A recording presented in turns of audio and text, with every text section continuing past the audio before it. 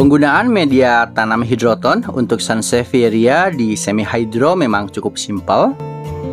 Selain perawatannya yang gak ribet, semua tanaman yang beberapa bulan ini saya tanam di hidroton untuk hasilnya ini benar-benar memuaskan ya guys. Nasibnya agak berbeda dengan beberapa jenis Sansevieria berdaun tipis atau trifasciata di media tanah. Entah kenapa ini sering busuk dan kekeringan ya. Makanya yang mungkin masih bisa diselamatkan, saya pindah beberapa ke media hidroton biar tumbuh lebih baik lagi.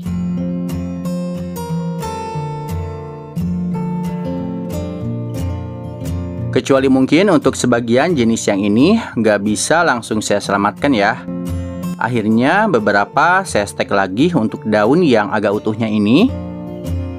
Berharap bisa berakar lagi, tumbuh lagi, biar bisa melengkapi koleksi sanse-sanse lainnya yang saya rawat. Cuma kan tahu sendiri ya, untuk media hidroton ini harganya ini cukup lumayan mahal dibanding media campuran tanah yang dijual di toko tanaman per karung ya biasanya.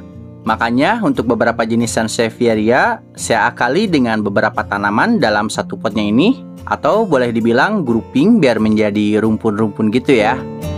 Untuk beberapa contoh yang saya bikin grouping ini ada Sansevieria pinguicula atau yang lebih akrab dipanggil dengan sebutan Sanse Penguin.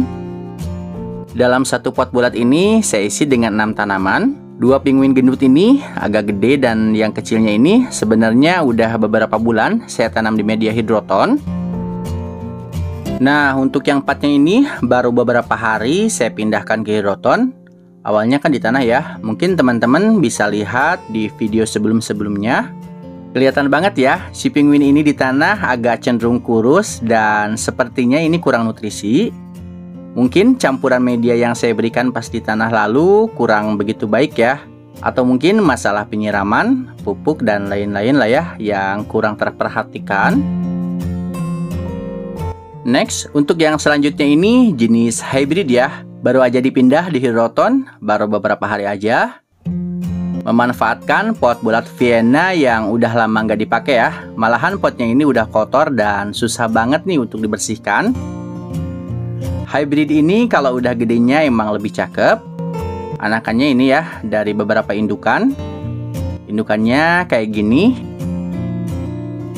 Jadi beda-beda. Untuk satunya lagi, ini hybrid juga, cuma agak lebih gedean dikit lah ya dibanding yang barusan. Dan by the way, tentang jenis hybrid ini, setelah saya merawat selama beberapa bulan, menurut saya untuk jenis hybrid ini termasuk salah satu jenis Sansevieria yang sangat mudah ini dalam perawatan. Perbanyakannya juga relatif lumayan mudah. Dan selama menanam jenis ini, alhamdulillah saya cukup berhasil ya membuat tanaman ini jadi banyak. Padahal dulu cuma dengan cara stek daun ya untuk perbanyakannya. Selanjutnya ada varian boncel biasa ya. Ini untuk versi non variegatanya.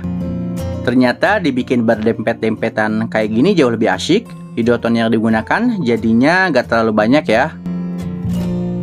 Walau potnya ini kecil, gak terlalu overpopulasi juga ya. Masih ada ruang kosong untuk tunas atau anakan barunya.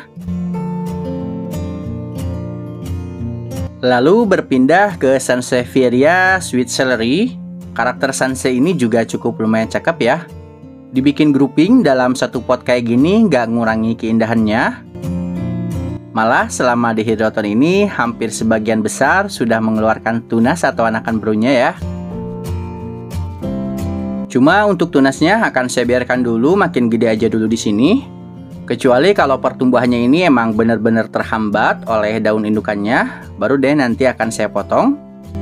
Dan lainnya lagi ini ada Sansevieria rorida ya, salah satu jenis sanse kesayangan karena bentuknya ini benar-benar unik.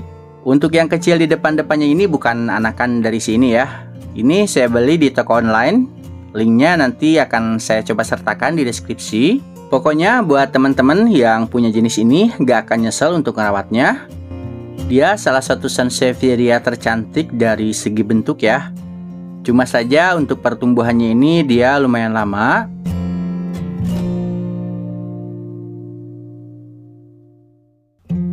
Dan terakhir ini ada 3 tanaman sanse jenis berbeda yang saya satukan ke dalam satu pot. Untuk yang paling gede ini jenis Digisi atau Dark Green Clone ya. Cuma untuk yang kedua di depannya ini saya kurang paham. Boleh bantu jawab untuk yang tahu jenis Sansei anakannya ini. Dan ketiganya ini sama ya, jenis Sansevieria berdaun tebal yang mudah banget untuk perawatannya. Intinya semua Sansei yang saya bahas tadi hampir semuanya mudah banget untuk dirawat. Di indoor juga bisa, cuma tetap harus rajin-rajin jemur biar pertumbuhannya ini bisa lebih maksimal ya. Oke, jadi saya ucapkan terima kasih buat semuanya yang sudah menonton videonya dari awal sampai akhir.